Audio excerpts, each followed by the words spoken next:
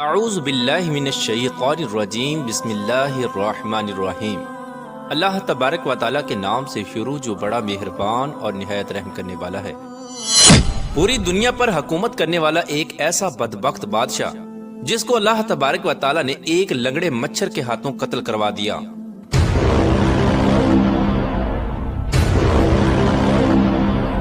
دنیا کی تاریخ میں ایسے بہت سارے بدبخت بادشاہ اور فرعون گزرے ہیں جن کو ان کی دولت اور بادشاہت کے نشے نے مغرور بنا دیا اور وہ خود کو خدا کہلوانے لگے اور خدائی کا جھوٹا دعویٰ کر بیٹھے، اور پھر اللہ تبارک و تعالیٰ نے جو اس کائنات کا حقیقی مالک ہے اور جو وحدہ لا شریک ہے، اس نے ان جھوٹے خدائی کے دعوے داروں کو دنیا کے لیے عبرت کا نشان بنایا۔ ان کو ایسی عبرت ناک موت دی جس کا کوئی تصور بھی نہیں کر سکتا، اور ان جھوٹے خداؤں کو صفحہ ہستی سے مٹا دیا۔ پیار دوستو، خدائی کا دعویٰ کرنے والے بدبختوں میں سے ایک نام نمرود کا بھی ہے۔ پیار دوستو، نمرود شہر بابل کا حاکم تھا جس نے خدائی کا دعویٰ کیا تھا۔ اس کا نام نمرود بن کنعان بن قوس بن سام بن نو تھا۔ دنیا میں صرف 4 ایسے بادشاہ گزرے ہیں جنہوں نے پوری دنیا پر حکمرانی کی ہے، جن میں سے 2 بادشاہ ایسے تھے جو مسلمان تھے، جن میں سے ایک کا نام حضرت سلیمان علیہ السلام اور دوسرے کا نام حضرت ذوالقرنین علیہ السلام ہے، اور 2 کافر حکمران ایسے تھے جنہوں نے پوری روئے زمین پر حکمرانی کی۔ ان میں سے ایک کا نام نمرود اور دوسرے کا نام بخت نصر تھا۔ پیارا دوستو، روایات میں آتا ہے کہ نمرود نے پوری دنیا پر 400 سال حکومت کی۔ یہ بڑا جابر اور ظالم بادشاہ تھا، اور اس کے دور کے اندر بت پرستی عام تھی۔ لوگ اللہ تبارک و تعالیٰ کی وحدانیت کو چھوڑ کر بتوں کی پوجا کیا کرتے تھے۔ اس نمرودی دور کے اندر شرک اس طرح پھیلا ہوا تھا کہ تمام نمرودیوں نے اپنے خداؤں کے طور پر بہت سارے بت بنائے ہوئے تھے جن کی یہ لوگ پوجا کیا کرتے تھے، اور ادھر نمرود نے بھی خدائی کا دعویٰ کیا ہوا تھا۔ یہ خود کو خدا کہلواتا اور لوگوں کو اپنی پوجا کرنے کا حکم دیتا۔ اس بدبخت قوم کی طرف اللہ تبارک و تعالیٰ نے اپنے پیارے پیغمبر حضرت ابراہیم علیہ السلام کو بھیجا۔ کفر و شرک اور بت پرستی کے اس دور کے اندر حضرت ابراہیم علیہ السلام وہ واحد شخص تھے جو اللہ تبارک و تعالیٰ کی وحدانیت پر ایمان رکھتے تھے اور بتوں کی بجائے اللہ تبارک و تعالیٰ کو حقیقی خدا مانتے تھے۔ حضرت ابراہیم علیہ السلام نے جب نمرودی قوم کو بتوں کی پوجا کرتے ہوئے دیکھا تو حضرت ابراہیم علیہ السلام نے نمرودیوں کو اللہ تبارک و تعالیٰ کی وحدانیت کی طرف بلایا اور ایک خدا کی عبادت کرنے کا حکم دیا۔ لیکن نمرودی قوم ایسی بدبخت قوم تھی کہ اپنے کفر و شرک سے باز نہ آئی اور اسی طرح بتوں کی پوجا کرتی رہی۔ ایک دن حضرت ابراہیم علیہ السلام ان کے جھوٹے خداؤں کو جھوٹا ثابت کرنے کے لیے اس مقام پر گئے جہاں پر ان کے تمام بت پڑے ہوئے تھے، تو حضرت ابراہیم علیہ السلام نے ان کے تمام بتوں کو چپکے سے توڑ دیا اور اس کا الزام ان کے بڑے بت پر لگا دیا۔ نمرودی جب اپنے عبادت خانے میں واپس آئے تو انہوں نے اپنے تمام خداؤں کو ٹوٹا ہوا دیکھا۔ نمرودی چونکہ جانتے تھے کہ حضرت ابراہیم علیہ السلام ہی وہ واحد شخص ہیں جو بتوں کے خلاف باتیں کرتے ہیں اور بتوں کی بجائے خدا کی عبادت کرنے کا حکم دیتے ہیں، لہٰذا وہ سمجھ گئے کہ یہ کام حضرت ابراہیم علیہ السلام کا ہے۔ تو نمرودی نے حضرت ابراہیم علیہ السلام سے بدلہ لینے کے لیے حضرت ابراہیم علیہ السلام کو قتل کرنے کا منصوبہ بنایا۔ چنانچہ تمام نمرودی نمرود کے پاس حاضر ہوئے اور حضرت ابراہیم علیہ السلام کو سزا دینے کے لیے کہا۔ چنانچہ تمام نمرودیوں کی یہ بات سن کر نمرود نے یہ حکم جاری کیا کہ ایک مقام پر آگ جلائی جائے اور اس کے اندر حضرت ابراہیم علیہ السلام کو ڈال دیا جائے۔ لہٰذا نمرود کے حکم کے مطابق ایسا ہی کیا گیا۔ کئی دنوں تک بہت ساری لکڑیوں کو اکٹھا کیا گیا اور اس میں آگ جلائی گئی، اور پھر حضرت ابراہیم علیہ السلام کو اس آگ کے اندر ڈال دیا گیا۔ لیکن اللہ تبارک و تعالیٰ نے اس آگ کو حکم دیا تو وہ آگ حضرت ابراہیم علیہ السلام پر ٹھنڈی اور سلامتی والی ہو گئی۔ حضرت ابراہیم علیہ السلام فرماتے ہیں کہ میں جتنے دن آگ میں رہا اس وقت تک میں اللہ تبارک و تعالیٰ کی خاص رحمتوں میں تھا، اور اس جیسا سکون مجھے پہلے کبھی حاصل نہ ہوا۔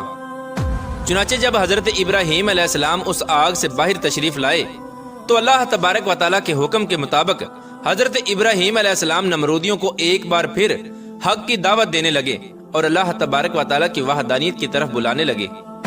حضرت ابراہیم علیہ السلام نے نمرود کو بارہا سمجھایا اور اپنے کفر و شرک سے باز آنے کا کہا اور اللہ تبارک و تعالیٰ کی وحدانیت پر ایمان لانے کا حکم دیا۔ لیکن نمرود نے اللہ تبارک و تعالیٰ کی وحدانیت کا انکار کر دیا اور حضرت ابراہیم علیہ السلام سے مناظرہ کرنے لگا اور حضرت ابراہیم علیہ السلام کے سامنے خدائی کا دعویٰ کر دیا۔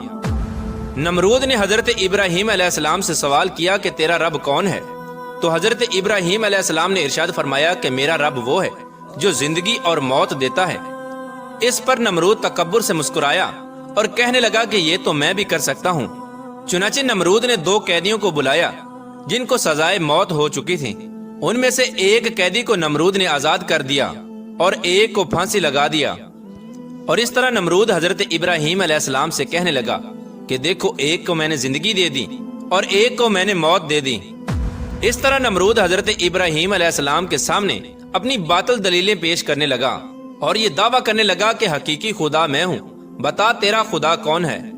تو اس وقت حضرت ابراہیم علیہ السلام نے اس بدبخت نمرود کی عقل کے مطابق کہا کہ میرا رب وہ ہے جو سورج کو مشرق سے طلوع کرتا ہے اور مغرب میں غروب کرتا ہے۔ اگر تو سچا خدا ہے تو سورج کو مغرب سے طلوع کر کے دکھا۔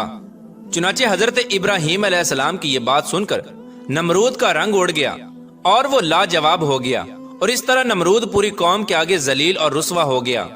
اس کے بعد بھی حضرت ابراہیم علیہ السلام نے نمرود کو کئی بار اللہ تبارک و تعالیٰ کی وحدانیت کی طرف بلایا، لیکن نمرود اپنی سرکشی سے باز نہ آیا اور اسی طرح اپنے کفر و شرک پر ڈٹا رہا۔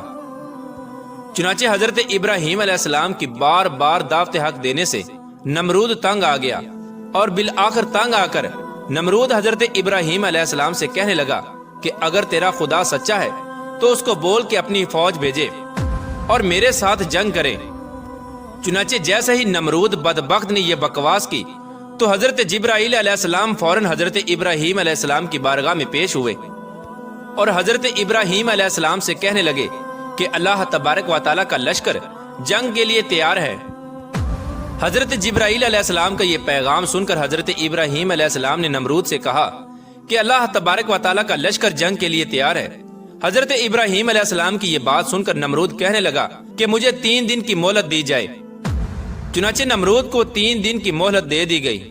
اس دوران نمرود نے تمام مشرق و مغرب کے بڑے بڑے جنگجوؤں کو اکٹھا کیا اور بہت سارے ہتھیاروں کو جنگ کے لیے تیار کیا۔ اس طرح نمرود نے جب جنگ کی مکمل تیاری کر لی اور اپنی تمام فوج کو اکٹھا کر لیا تو نمرود نے حضرت ابراہیم علیہ السلام کو للکار کر کہا کہ ہماری فوج جنگ کے لیے تیار ہے، تم اپنے رب کی فوج کو بلاؤ۔ چنانچہ اس وقت حضرت ابراہیم علیہ السلام نے اللہ تبارک و تعالیٰ کی بارگاہ میں دعا کی تو اس وقت اللہ تبارک و تعالیٰ نے مچھروں کی ایک فوج کو بھیجا۔ ان مچھروں کی تعداد اتنی زیادہ تھی کہ ان مچھروں کے اندر سورج بھی نظر نہ آتا تھا۔ اللہ تبارک و تعالیٰ نے ان مچھروں کی فوج کو نمرودی فوج کے اوپر مسلط کر دیا تو یہ مچھر دیکھتے ہی دیکھتے نمرودی فوج کا گوشت کھا گئے اور ان کا خون پی گئے۔ تمام نمرودی فوج کی ہڈیاں ہی ہڈیاں باقی رہ گئیں۔ چنانچہ اس دردناک منظر کو دیکھ کر نمرود اپنے محل کی طرف دوڑا اور اپنی بیوی کے کمرے میں چھپ گیا۔ اسی دوران ایک لنگڑا مچھر نمرود کے محل میں داخل ہوا تو نمرود نے اپنی بیوی سے کہا کہ اس مخلوق نے تمام فوج کو ہلاک کر دیا ہے۔ چنانچہ اسی گفتگو کے دوران وہ لنگڑا مچھر اللہ تبارک و تعالیٰ کے حکم سے نمرود کی ناک میں داخل ہو گیا اور نمرود کے دماغ کو چاٹنے لگا۔ جب وہ مچھر نمرود کے دماغ کو چاٹتا تو اس سے نمرود کو اتنی تکلیف ہوتی کہ نمرود اپنے سر کو دیواروں پر مارتا۔ اس طرح اللہ تبارک و تعالیٰ کے حکم سے وہ لنگڑا مچھر نمرود کے دماغ میں کئی دنوں تک رہا۔ نمرود نے اپنے محل میں یہ حکم جاری کر دیا کہ جو بھی محل میں داخل ہو وہ نمرود کے سر پر جوتے مارے۔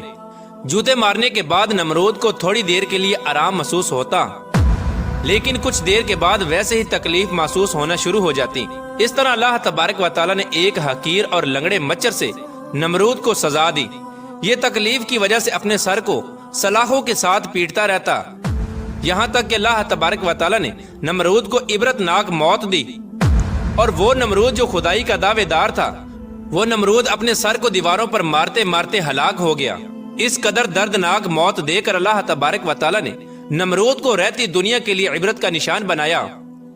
اس بات کے اندر کوئی شک نہیں کہ اللہ تبارک و تعالیٰ کی ذات ہی وحدہ لا شریک ذات ہے، اس کے علاوہ کوئی عبادت کے لائق نہیں۔ پیارا دوستو، جب بھی کوئی اللہ تبارک و تعالیٰ کی ذات کو للکارتا ہے تو اللہ تبارک و تعالیٰ کسی حقیر مخلوق کے ذریعے اس کو عبرت کا نشان بناتا ہے اور اس کو ہلاک کر دیتا ہے۔ اللہ تبارک و تعالیٰ سے دعا ہے کہ اللہ تبارک و تعالیٰ اپنی بارگاہ میں عاجزی اور انکساری کے ساتھ رہنے کی توفیق عطا فرمائے، اور اللہ تبارک و تعالیٰ اپنے پیارے حبیب حضرت محمد مصطفیٰ صلی اللہ تعالیٰ علیہ وآلہ وسلم کی محبت کے اندر جینا مرنا نصیب فرمائے۔